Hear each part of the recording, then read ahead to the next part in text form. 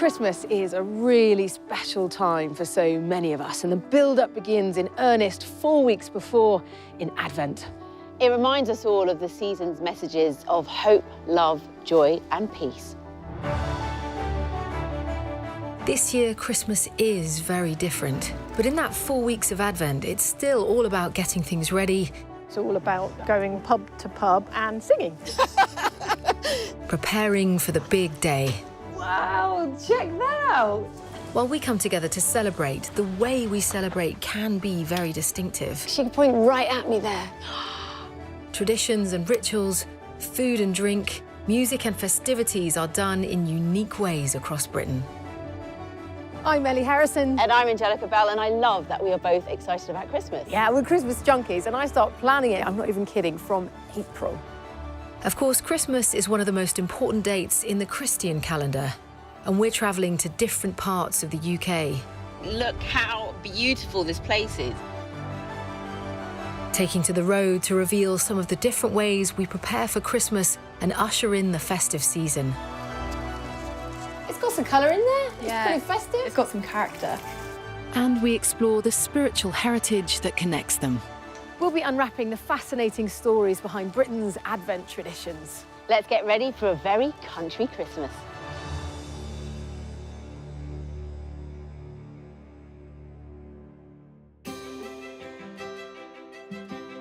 The southwest of England, Devon and Cornwall. Home on its south coast to the English Riviera with its mild climate, beautiful countryside and wild expanses of moorland. I'm in the deep southwest, in a little village called Mousehole on the Cornish coast. Dylan Thomas described it as the loveliest village in England. See! I love Cornwall. I've been coming here since I was a kid, just for bucket and spades holidays. It's pretty close to my home county of Gloucestershire, but has a completely different feel. I've actually visited way more in adulthood. I come every year. We've got wonderful friends who let us stay over New Year with them, and we'll get in the water, freezing cold, to then have mulled wine straight afterwards, which is so nice on salty lips. I'm heading now into beautiful village of Mousehole, somewhere I've stayed several times in a friend's place with my own little people, and we love it.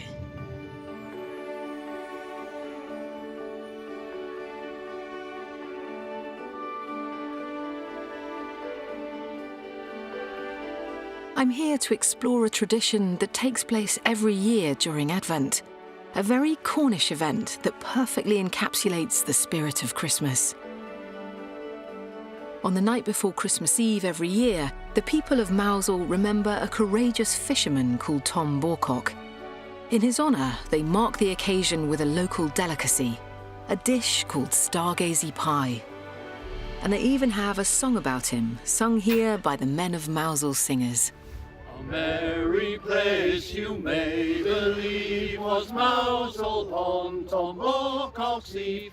To be there then who wouldn't wish to sup on 7 sorts of fish.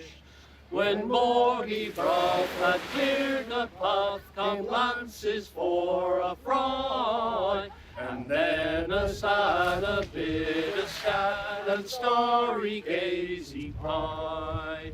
Next come fair maids, bloodthirsty jades. Legend has it that some 500 years ago, with Christmas approaching, the people of Mousehole were starving. A terrible storm had been blowing for many days, which meant that the little boats in the harbour couldn't go out fishing that the village needed to survive. And the situation was getting desperate.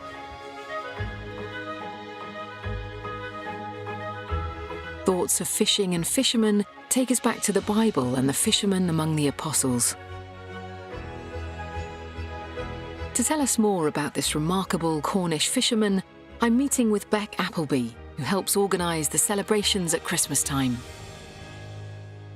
So the storm had been blowing for quite some time. What happened next? Well, on the morning of the 23rd, which is the day before Christmas Eve, a fisherman called Tom Borcock decided that he would take his chances, and he got up really early in the morning before anyone else was awake, and he got into his little fishing boat and he went out to sea in a big storm.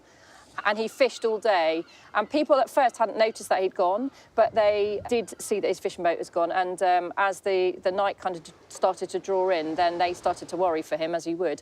As the light went down, the men and the women and children, they lit lanterns and they took them out onto the harbour wall and they lit in their windows and they used their lights to guide him back into the harbour. And that's amazing, really, because for me, that takes the story right back to an older time, because, you know, now we have electric lights, but it would have been kind of lanterns, or lanterns probably. That was the beacon for him, and he managed to find the entrance to the harbour and came back in with a huge boat full of fish, so that's fantastic.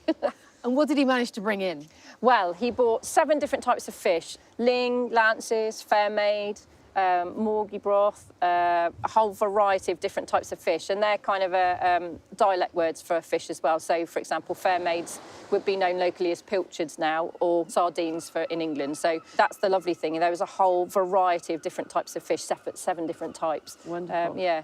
And it's lovely that the story is recognised, but it was more about what it represented. You know, Tom was a completely selfless man, really. He did something incredibly dangerous, and because of his efforts, and he managed to save a community. And I think, you know, fishermen do that all the time. They're often out in the most horrendous conditions, and it's very close to people's hearts, that. But yes, it is a selfless act at that time of year. It's a great generosity was shown by him, and he took his life in his hands, so... Absolutely. Yeah.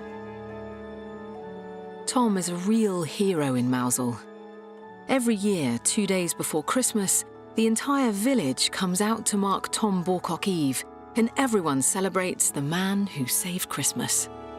In the village now, taking the lantern idea, the village is usually full of the most amazing Christmas lights. They're very bespoke. They're all around the harbour. They're in the water. Wow. They're kind of up on the hill, and that's really fantastic. So people come to Mousehole to see the lights themselves, and I think that's a direct link to his story. Tom's story is a very Christian tale of selflessness and thinking of his community. And aspects of the Mousehole story resonate with other Christian tales. The Reverend Andrew Yates explained it to me. Andrew, I've just heard the story of Tom Borcock. How does that relate to the Christian faith? It has lots of resonances for us, yes. I think the bit that I like most is the bit where we hear about the villagers going out and taking their lights and putting them along the harbour wall to show Tom the way back home after he's been and done that very incredible thing. It links for me at Christmas time with, of course, the star, which in the story led the wise men, the Magi, to find the light of the world to safety. So we have lights there. But also, we think of Jesus as being the light of the world. So there in that stable, in the darkness of the stable here where he's born, there is the light of the world. And through his way he lived his life, the way he asked his followers to live his life, what we have there is someone lighting up the world. And that's particularly pertinent at Christmas time, when we tend to be more reflective about people who have much less than we do. Yeah. In these communities around here, there is a lot of poverty, and the response that churches and the community has been very much like Tom Borcock, going out to how we find ways to feed those who are hungry. Do the fishes have relevance too? And the numbers of fishes. We hear about fish in the Bible, and the number 7 comes up sometimes. Fish has a big reference for Christians. When they first started off, they had to be a hidden organisation, and they had a secret symbol. And the secret symbol they used was a fish. If you take the Greek word for fish, ictus, take those letters, they become the first letters of a message. They stand for Jesus Christ, the Son of God and our Saviour. So the fish was a secret sign. Interesting. And there's a lovely story where if you came across someone you didn't quite know whether they're a Christian or not, in the sand you would draw this shape, just like that. And then the person to confirm they're a Christian would come along and complete it to make the fish sign. And then you knew you were with a fellow Christian. And I suppose you could put the dot and the smile. To make a happy fish. Yeah. That's so interesting. Next, I'm meeting with a local cafe owner, Gail Buttery. This looks very inviting on a winter's day. Oh, yes, you're welcome. Lovely, thanks. Across Advent, people in Mousehole make the fish pie at the heart of Tom's story, the Stargazy pie. Why, thank you. Gail is taking me to her cafe where I'll get a taste of it, and I've been promised that it's quite a sight. Wow, check that Well, it's amazing, isn't it? Yeah. You just can't miss that decoration on the top. No, and the smell. And the smell. Yes. Now, I'm guessing there's fish in there. Oh, yes. 7 sorts of fish. But it's bulked up with potato, hard-boiled eggs, anything that was available, any fish that was available would go into the pie. Originally, the legend says that the villagers were so hungry that they simply threw the fish into a pastry case and popped it in the oven. Oh. And, of course, because they hadn't been filleted, the fish went like that, so their heads and tails popped out. Oh, that sounds likely, actually. Yeah. Well, I can't not try a stargazy pie. I've come all this way. Yeah, definitely. I'm avoiding the tails and the eyeballs because they slightly put you off, don't they? There we go. Smells great. Lovely. To be there then who wouldn't wish to stop. Tom Bocot's story is a fascinating and important part of this fishing village. It also has a spiritual connection with fish and with Christmas because it tells a wider message of the festive period, that of charity, giving to others and helping those in need. And 500 years after Tom's famous catch, that's still worth celebrating.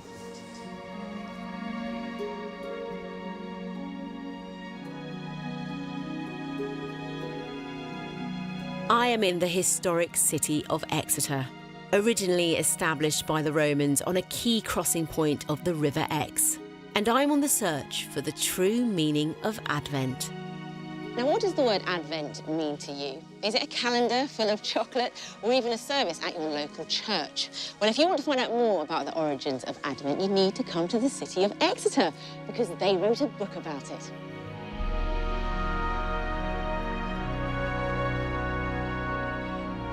There has been a cathedral in Exeter since 1050, and the current building has the longest continuous medieval vaulting in the world. It gives the place a beautiful sense of space and grandeur. In the west wing of the Bishop's Palace is an extensive archive with manuscripts dating back to the 10th century. And in that archive is one very special book. It's called the Exeter Book. It was written around the year 970 and is the largest collection of Old English literature still in existence. It's an anthology of poems and riddles, and it also contains a section about Advent.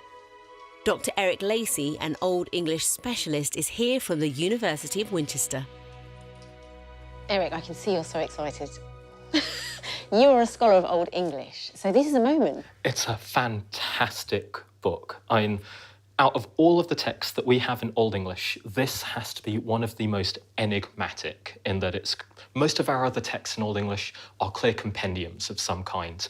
The Beowulf manuscript is lots of stories about monsters. The Junius manuscript is lots of translations of the Old Testament. But this is a little bit of everything.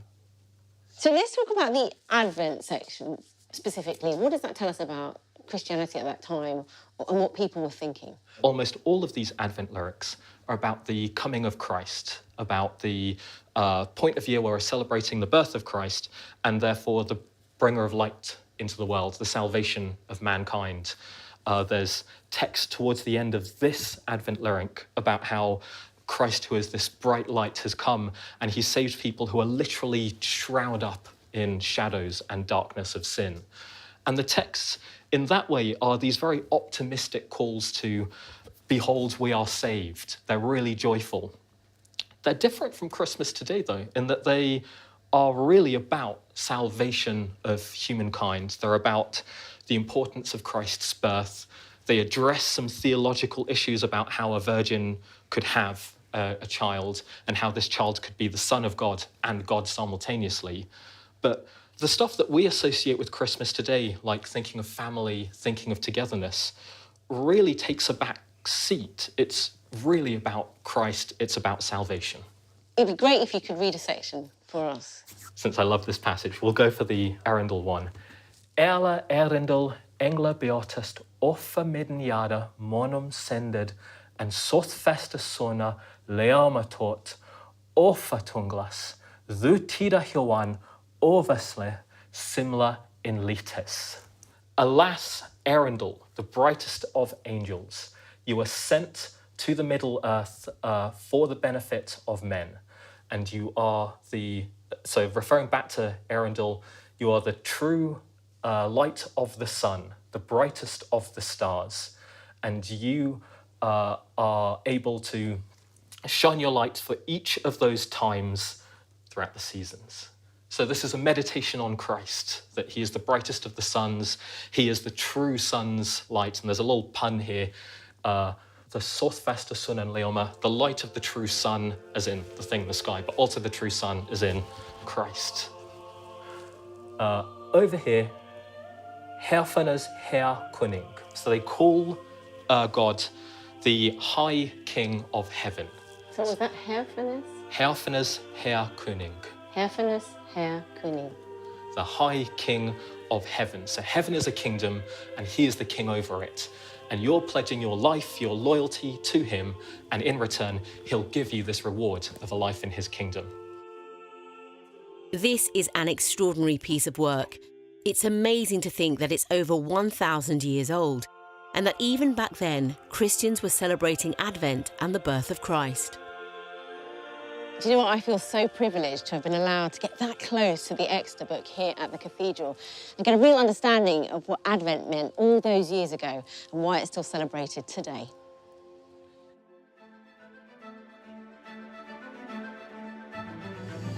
As Advent begins, towns and villages across the southwest explode into light. Thousands turn out to see the most spectacular illuminations and parades of lanterns. Every community seems determined to outdo its neighbours with even more amazing shows. There's even a train of lights run by Dartmouth Steam Railway. It has over 100,000 lights on it and travels across Devon, playing Christmas music as it goes. But the biggest event is always in Truro, Cornwall's capital. The City of Lights parade normally attracts crowds of 30,000 people. The centrepiece of the event is huge paper lanterns made by local artists. It's a beautiful festival bringing communities together in Advent. Lights and Christmas go hand in glove, with the original light, of course, being the Star of Bethlehem. And we all love a Christmas light. I've come to the store where these lanterns are kept for a private view of the lights. They're shown to me by Charlotte Williams, the festival organiser. So, let me introduce you to our wonderful lanterns that we have created as part of City of Lights for the last 25 years. It's been that long. It's become an event that's really important to Truro and its community, and it's very much in the heart of the people who live here. Each year, we explore a new theme to help tell a narrative through the procession as it processes through Truro. When we can, we like to embrace a national celebration, and then we like to tell local stories. And we try and think about themes that will really help to inspire school children and the artists who are making the lanterns. So, for example, last year, we had the theme of Tell a Story, which was wonderful to explore and was just amazing what we came up with. And then they carry on in future years and just get added to? Is that how it goes? Generally speaking, all of the lanterns which are processed are fresh and new. But still, that's such an incredible undertaking. Every year, a whole new procession of lanterns. There's normally 8 to 10 large lanterns each year, new. You're looking at 700 school children, and each pair makes a small lantern, so you've got an additional 350 small lanterns. Well, what's your favourite thing about the night on a normal year, and it's all in full glory? What's your favourite moment of the night? It would be that moment when the lanterns switch on, and each time, I have to say, I get a lump in my throat and my hairs stand on end, and it makes me realise why we work so hard every year to make it happen. That's fantastic. It really is for the love of it, and it's worth every minute. I love this lady here with the birds. She's got the capacity to move. Can we get her down? Is that easy? I'm sure we can arrange that. Is it a bit of a mission? Are they heavy? They're actually quite light. It's more the scale and managing the structure of them in a way. There's quite a technique to parading them. How many people would operate each one? Be around 6 to 8 carrying this one, because 6 to there's 8, holding the okay. structure and then there's moving the lantern. Oh gosh, I feel bad choosing together. this one now. She's one of our tallest lanterns. Don't twist her arm, Mum, won't it? Really delicate too. Yes, Super they careful are. with the handling. They are surprisingly robust, but it's quite easy to get some. All that range of motion too. She can really be expressive just having the jointed arms. Absolutely. Let's switch the lights on. All right.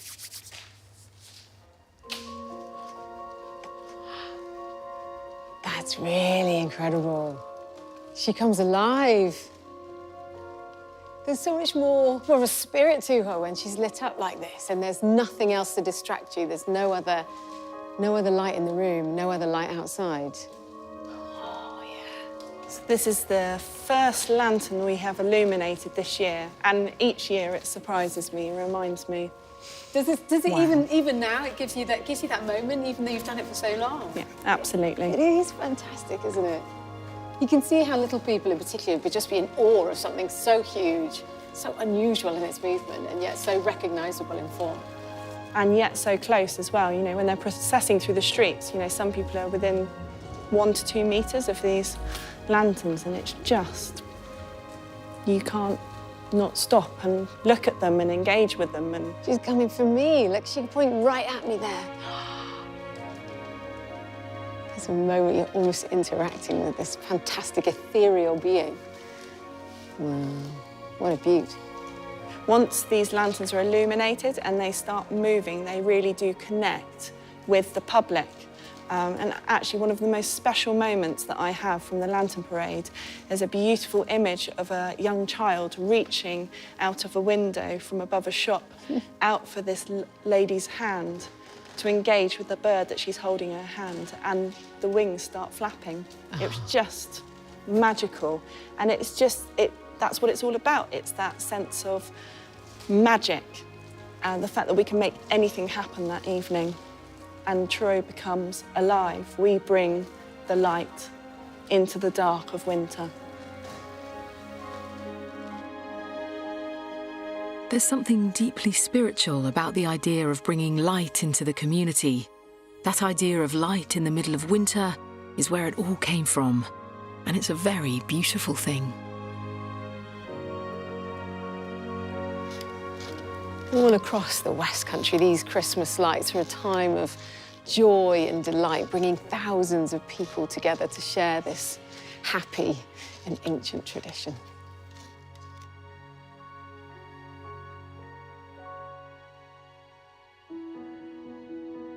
I'm across the border in Devon. I love the landscape here.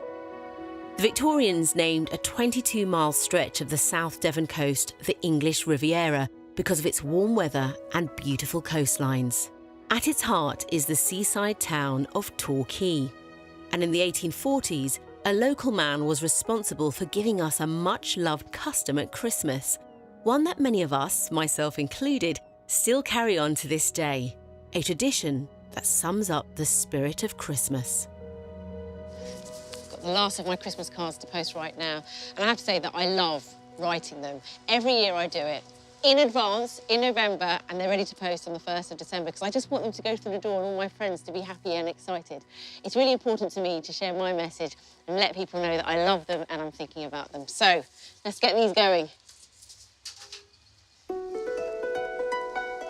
Christmas cards are one of our biggest Advent traditions. Last year, we posted 1 billion of them. For many of us, it's an important way of keeping in touch with people we don't see often and reminding those whom we do that we still care for them. And the very first Christmas card ever was produced in this building, now a hotel.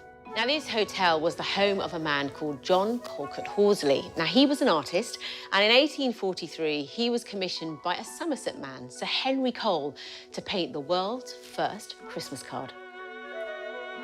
To tell me more is Craig D'Allen from the hotel. So, Craig, tell me about the connection between this infamous Christmas card and this place. Yeah, so this place was a holiday home for John Colcott Horsley.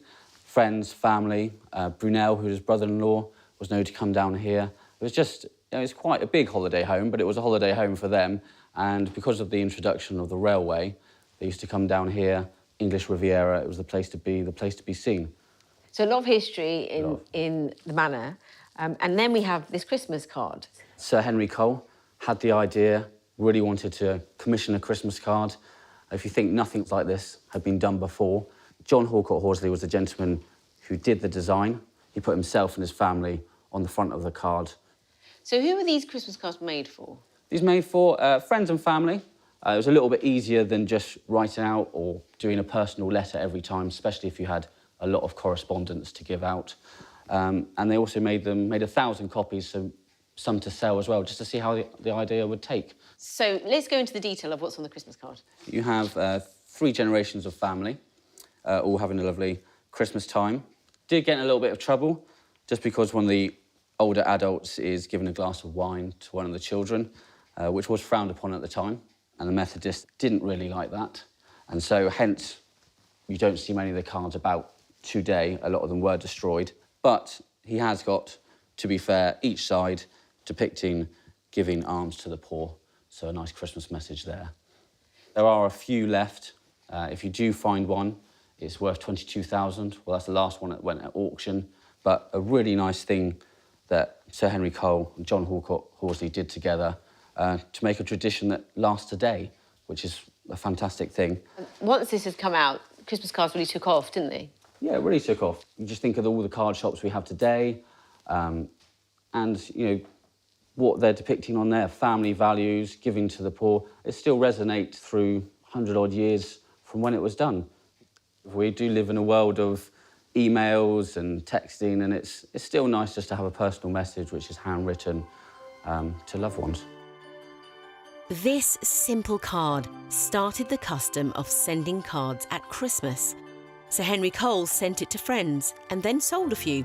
And in doing so, he created a whole new industry. Victorians were taken with this new idea, and it quickly caught on as people began to buy and send cards to keep in touch at Christmas. So this idea of the Christmas card became much more widespread, and this was helped because of the changing times. No more horse and carriage, but instead trains were able to carry post, which made it cheaper and much more accessible for people from different classes to enjoy Christmas in the way we know it today. Today, cards come in many different styles, but traditional colours are still to be found even in the most modern of them.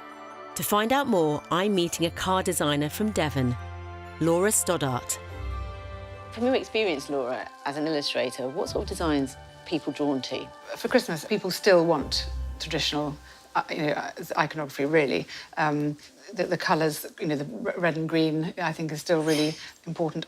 The first cards I started out doing were religious themed, although over my career, things have moved into a more secular theme, really. So do you think people prefer the secular cards to religious cards? I don't know, because I love receiving the beautiful early paintings. I love them, and I'm really drawn to them. But I found this really fascinating. People buy individual cards now for specific people. The trend of individual Christmas card sales to Christmas packs has doubled in the last year. I was brought up to be more economical, but it's really not the case. People really do buy individual cards now, which is really interesting. Which is almost like present giving, isn't it? It is, yes, absolutely. There can be, because they're £3 each compared to a pack for £6.50, for 10 cards. So it's really interesting, but it's a real movement towards that. I know what you mean. There's something exciting when you hear the postman put something through the letterbox and cards fall down. You're like, oh, where have I got that from? You really remember that when you were a child. Yes. I remember it so clearly, and still do. Still get that buzz. We have sold this year Christmas cards every single week of the year, which is just extraordinary. Even through the summer? Even through the summer. People thought that they were going to be replaced by digital versions because they were more environmentally friendly. But now cards, card producers are so much more aware of that. Ours are produced on FSC-approved paper, recycled envelopes, biodegradable bags. But now people are really working hard to make sure that that's not a bad thing. And certainly this year we can't be physical in any way, but this is something physical you can send to somebody, which I think. And something people can keep forever. Exactly, yeah.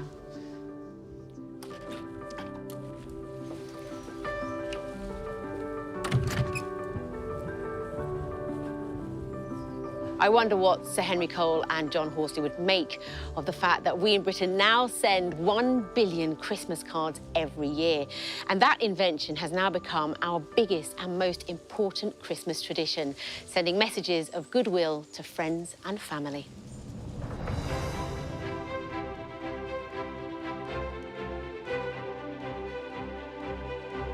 Right in the centre of Western Cornwall, Truro is the county's only city.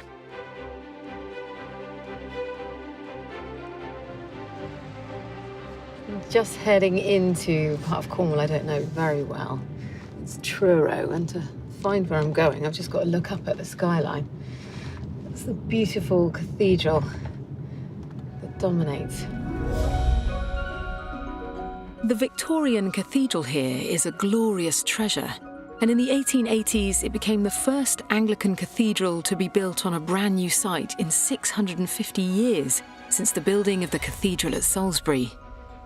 And it's the birthplace of a Christmas service that's now celebrated all around the world and performed every Christmas Eve on the BBC. A service that starts Christmas off for many people. It's called the Service of 9 Lessons and Carols.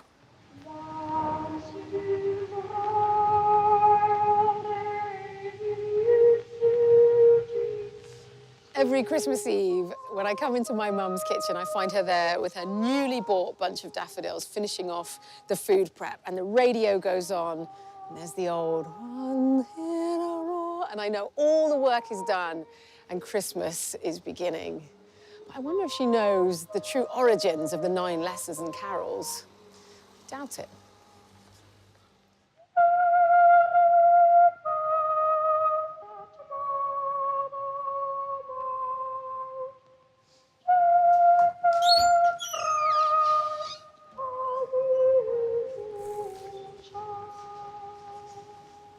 The origins of the service lie in this stuff.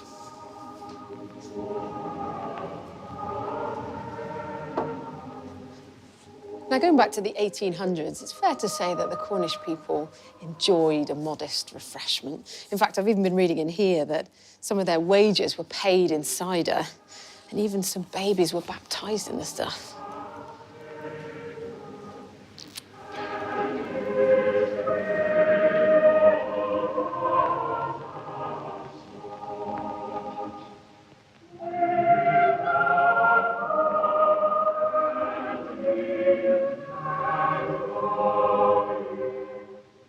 Back in 1880, with locals crowding the pubs in the run-up to Christmas and fewer people going to church, the local bishop in Truro had a brainwave. He decided to make the church a more attractive proposition. Dean of Truro Cathedral, Roger Bush, can tell us the story. Roger, who was the first bishop here, and what was his plan? He was called Edward White Benson. He was made the Bishop of Truro in 1876. And there was a great tradition of Cornish carol singing, which Edward White Benson was able to tap into. And some of that singing wasn't really all happening in church. There was plenty of singing that went on in sort of communal spaces in the community, like the pub, that sort of thing. Yeah, well, I think Benson knew that carol singing was a very popular thing amongst the Cornish in any case, both in chapel and in pub. And that's what one of Benson was trying to, in a sense, to challenge a little bit, that on Christmas Eve, the day before a bank holiday, perhaps some of the celebrations did get a little bit out of hand, and he wanted to introduce something to give a little bit of grounding to what this special feast was all about. And so he introduced and invented the 9 Lessons and Carols. I think that's what's such a huge surprise to me. I just assumed that hearing it come from Cambridge every year on the BBC, I assumed it had originated elsewhere, but this was the very beginning of that special service. Yes, indeed, and it was part of his missionary endeavour that on Christmas Eve he constructed a series of 9 lessons with 9 songs, carols, some anthems. We had the Hallelujah Chorus, for instance, from Handel's Messiah, sung at the first. Yes, very popular. So people would have known some of the music, and some good Victorian carol fare. Not Hark the Herald, not Once in Royal, not O Come All Ye Faithful, but good Victorian carols, and 1 or 2 Cornish splashes of inspiration as well. And he wanted to have that sort of moral undergirding of what Christmas was all about. So, for instance, the 9 Lessons and Carols now traditionally ends with the opening of St. John's Gospel, in the beginning was the Word, a great celebration of the incarnation of Jesus. But that was number 7 in Benson's scheme, and 8 and 9 were 2 rather sort of moral bits of St. Paul, just to drive home the fact that we should try and behave a little bit better to receive our Lord on Christmas Day. So the messaging was really strong, but it's sort of sweetened with all this music in between to kind of make it an entertaining event as well. Yes, I think so. It was a sort of a celebration. It was an occasion.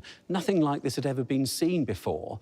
And I think tapping into those Cornish roots and laying on something like this drew in the crowds. As I say, 400 people would have been there for the first 9 lessons and carols. And there's been one every year since that time. Never missed. On these, never missed a year. And it's fantastic that in this most challenging of years, it will continue, the tradition won't be broken. Yes, indeed. We will hopefully be able to live stream something or pre-record a 9 lessons and carols as well to go out from Truro. But whatever happens, there will be a 9 lessons and carols service here.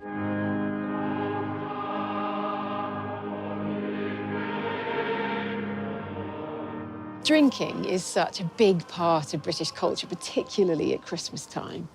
But who'd have thought that such a musical and spiritual tradition has its origins in getting people out of the pub and back into church?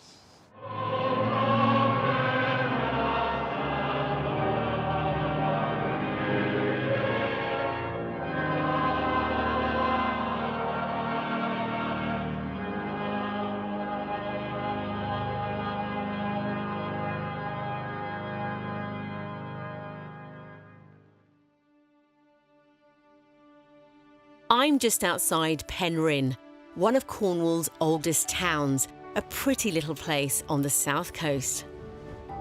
And I'm on the search for one of the stars of the Christmas nativity scene. Not the 3 wise men, not Mary, nor Joseph, but this chap.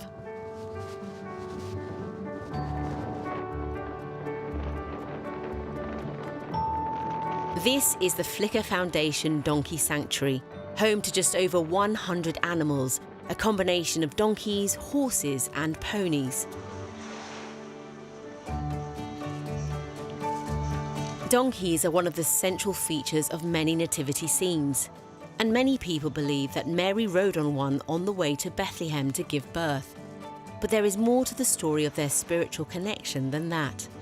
Judy Giles, a manager at the sanctuary, explains.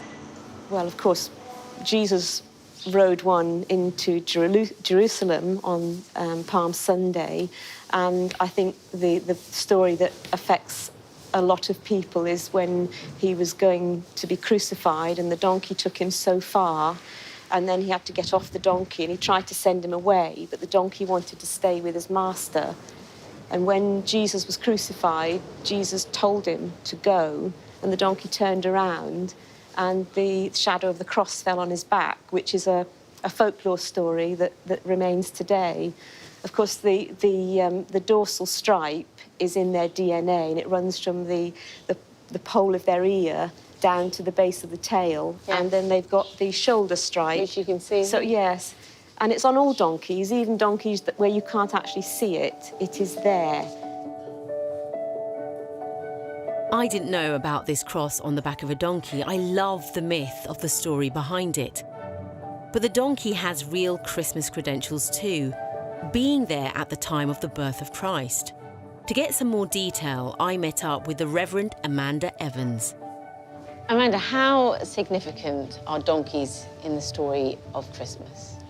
Well, I think they're really significant. We all love a donkey in the nativity play, and donkeys were actually mentioned right from the beginning of the Bible.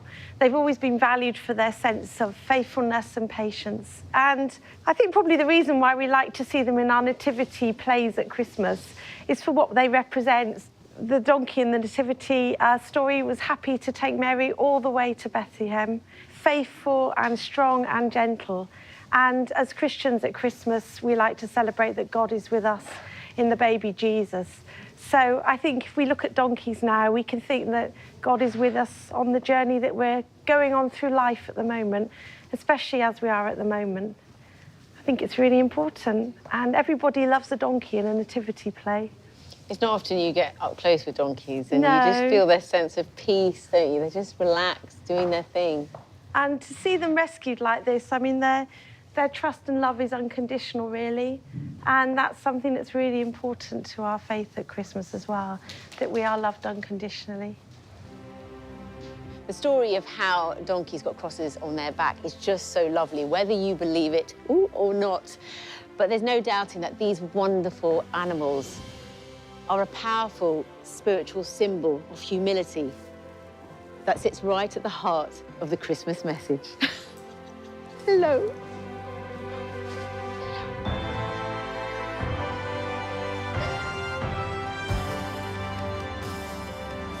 Just south of Truro, and I'm on a typically Cornish journey. I absolutely love Cornwall, a county of long, high hedges and these narrow country roads. And I love the weather down here too. It stays fairly mild all year round in Cornwall. I remember filming on the south-facing side of St Michael's Mount in February and seeing the mercury hit 30 degrees. It's that warmth that means that it's one of the most fertile places in Britain. People come from all over to visit the famous gardens here, and you're never too far away from a walk in some spectacular landscapes.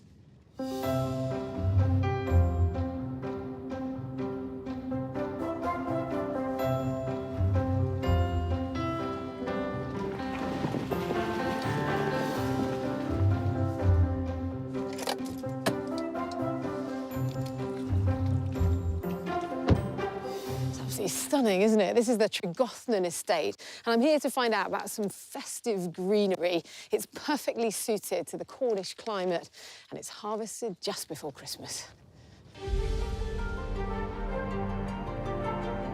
Tregothnan is Cornish for the house at the head of the valley. This estate has been in the same family since 1334. It sits on the beautiful River Fal, and it's famous as the first place in England to produce tea. It also has an impressive orchard, and that's what I'm visiting today. Attached to the branches of the trees here is a plant that we all associate with Christmas and Advent that flourishes in Cornwall due to the warmer conditions down here: mistletoe. The Romans associated it with peace, love, and understanding. In Greece, Aeneas was guided to the abode of the dead by plucking the golden bough of mistletoe. And then in the Christian era, it became associated with Christmas. In Victorian times, it became popular for servants to kiss under the mistletoe.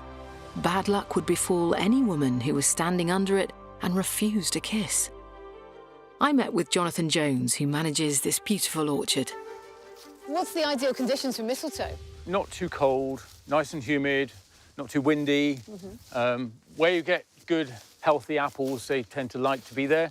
And where you see lots of lichen like this, it seems to be a good place for the seeds to get lodged into the trunks and then they get established. And would you find it across the whole of the UK? More in the south, I think, or in milder areas, but not right by the sea because it's not good with salt. And any particular sort of tree varieties, species they prefer? There's a group of trees like apples, it's the rosaceae trees, they call them, so it's that big family, I think. But it includes other things like poplar trees will support them, so there's quite a wide host range. And here's a big bunch right here. Yes. Let's take a look at this. Healthy-looking mistletoe, isn't it? Yeah.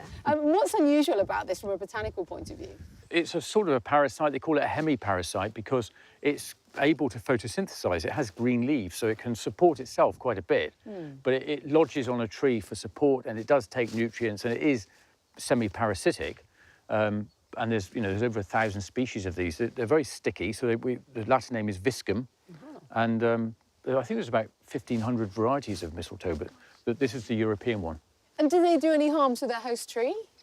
They do weaken the host tree, and they certainly don't do any good, but it does have a part to play in the whole ecology. We think they're quite beneficial overall, but it's very hard to be sure. What are they taking water out of the Mainly water, but yeah, the main thing is they couldn't grow on the ground, so they need this as an architecture to stick to, if you like. Yeah. How long has this been growing, do you think? I'd say around 3 years, something like that. So we take little seeds off, they're very sticky, and we encourage them for the floristry department to be able to pick them from not too high. So we stick them in the trunks and they tend to germinate after a few, well, quite quickly, but then they get a few years to get to this size. That seems really surprising. You'd imagine that it just grew wherever it wanted, but you can encourage the process.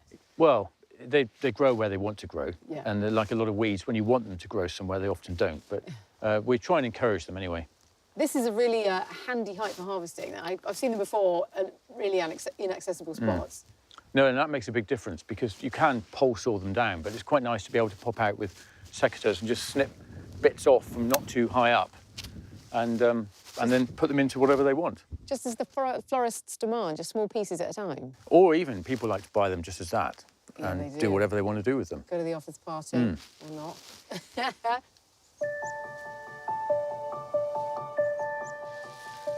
I'm just going to take a couple of these pieces for me. Just one more. Oh, look at that. Beautiful. I'm taking these pieces as there's another tradition in Cornwall that I've learned about that I really like. Many of us have wreaths at Christmas hanging on the front door, but in Cornwall they have their own version of it, a different type of wreath into which mistletoe is incorporated. Darcy Daw is a florist and is going to show me how to make a traditional Cornish Advent wreath. OK, what are we making? So today we are making Cornish kissing bushes. And it's about bringing everything a Cornishman or a Cornish woman could find in a field and just making it and bringing it inside for Christmas. I mean, it looks beautiful. You've started me off here. It looks beautiful as it is.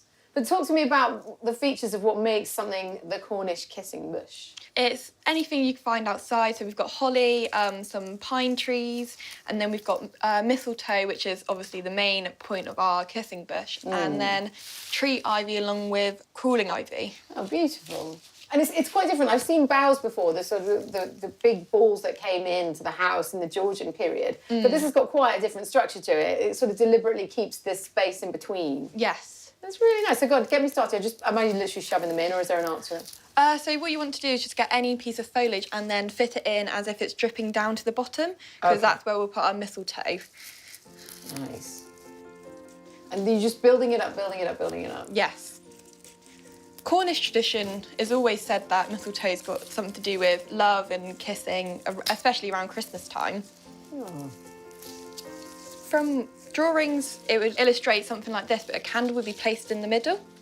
But obviously that's a massive fire hazard, so we're not doing it today. Tell me about some decoration at home when you were young. What did you do in your house? Well, me and my mum's always made wreaths together. And we make it because our birthday's also in December, so we make them together. We were very much kind of classic Christmas tree at home, and then as I got a little bit older, I really fancied the idea of having like a big posh mantelpiece thing that was made out of real greenery. So I'd go out in the garden and get lots of bits. I was sort of keen, and it happened early on in December, and the ivy gets pretty crispy by the fire. It starts to look a bit sad.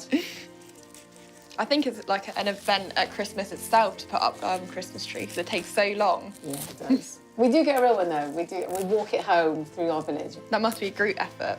It is a group effort. The little ones usually like got a runny nose and crying by the time we get home, but everybody else remembers it fondly. That's the Christmas spirit. That's the Christmas spirit. It's got some colour in there. It's pretty festive. It's got some character. Right, we're ready for the mistletoe now. I really enjoyed this process. It only took about 20 minutes in all, but it's very satisfying.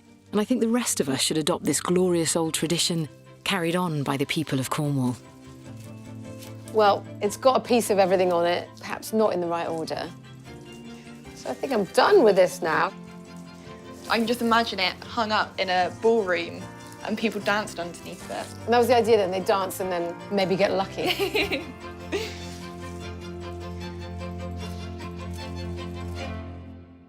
I think it's absolutely fascinating that the Christmas tradition of bringing green plants into our home has a history going back thousands of years across great civilizations.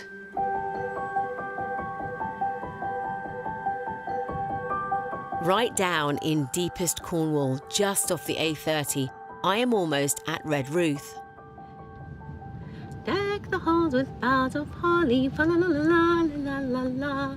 I've been coming to Cornwall on and off many years, and one thing I do know is The people of Cornwall like to sing. And they like their carols as well. And so I'm off to a very special place right now to hear some singing in all its glory. 'Tis a season to be jolly. La, la, la, la, la. Sounds better in the bath.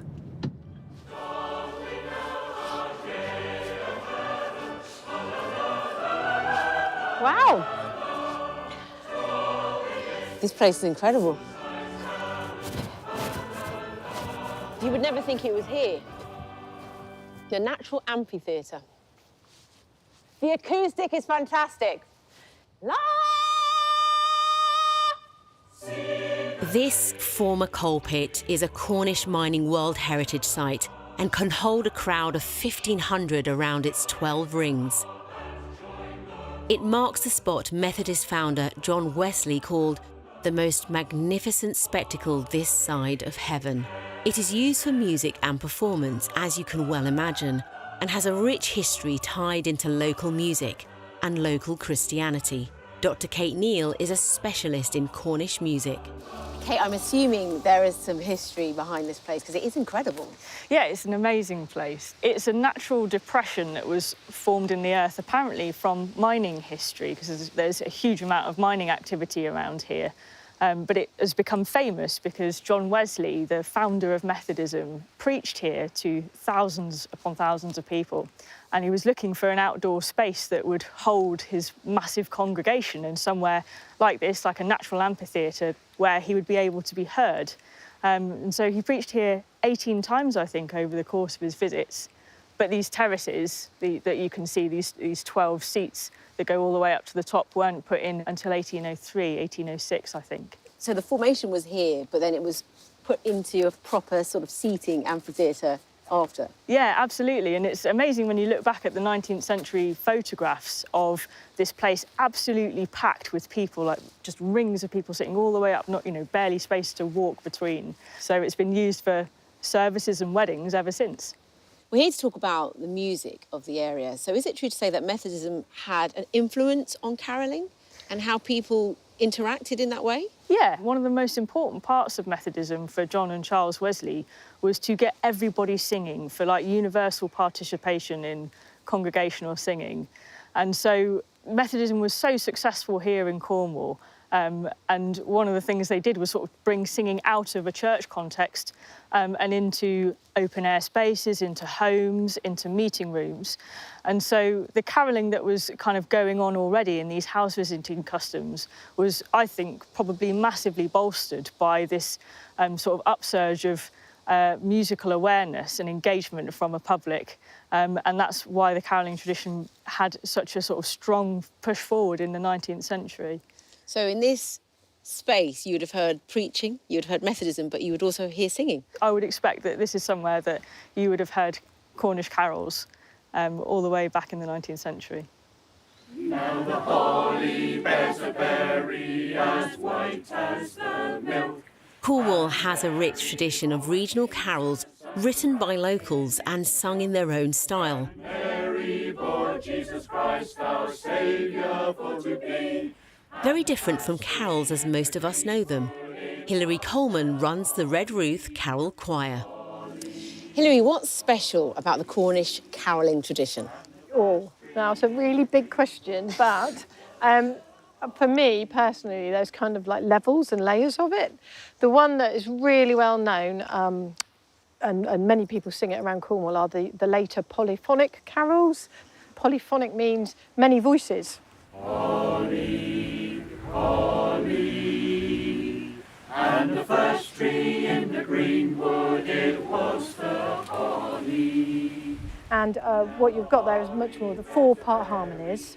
So you've got sopranos, altos, tenors, bass, and you'll hear canons in there where one group starts and the next will come in and the next and the next, almost like a waterfall of sound, and it's just beautiful. And so that's a very typical. They're also very often in major keys, quite uplifting, also in a kind of very straightforward 4/4 rhythm, so kind of more like you would imagine a hymn, I suppose. Hark the glad sound, the Saviour comes. the Saviour promised long. So there's lots of parts and that's the merging into one to produce one amazing carol. And some people have referred to them as the industrial hymns or industrial carols because they came along the same time as the mining industry boom and the whole rise of Methodism. To me, that's the most important thing, is the harmonies of it. Everyone absolutely loves to do it, and the 4-part or 3-part harmonies are really important to what makes it a carol. Now, Hilary, I understand you've got a Cornish carol that you think I might be able to sing along to. I do. It's a very old carol. It's called the Red Ruth Wassail. OK. It's very easy to sing. Red Ruth's only about 3 miles away, and the wassailing is all about going round from house to house or even pub to pub and drinking a lot and singing. So hence, you thought I'd be good for it. So how does it go? What? Oh, yes, you want me to sing a bit now? Come on. Good mistress and master, our wassail begin. Pray open your door and let us come in with our wassail, wassail, wassail, wassail. And joy come to our jolly wassail. So it's a very happy song, isn't it? I'm smiling. Yes. With my own short rehearsal done, I joined in with the larger group. Mistress and master, our wassail begin. Pray open your door and let us come in with our wassail, wassail, wassail, wassail. And joy come to our jolly wassail. The mistress and master sitting down by the fire, while we poor wassail boys are travelling through mire with our wassail, wassail, wassail, wassail. And joy come to our jolly wassail. We wish you a blessing and a long time to live, since you've been so free and so willing to give with our wassail, wassail, wassail, wassail. And joy come to our jolly wassail. Oh, can I join your choir? You can really feel the history in those voices, taking you back to a pit choir or even a fishing village in the 18th century. The spiritual sound of a southwestern Christmas. As people ready themselves in Advent for the Christmas period, it's been a real joy seeing the different traditions people have in various parts of the UK. While some of the customs are very local, many others transcend their own places and play a part in all our lives. What's clear, though, is that at this special time of year, we all come together and celebrate.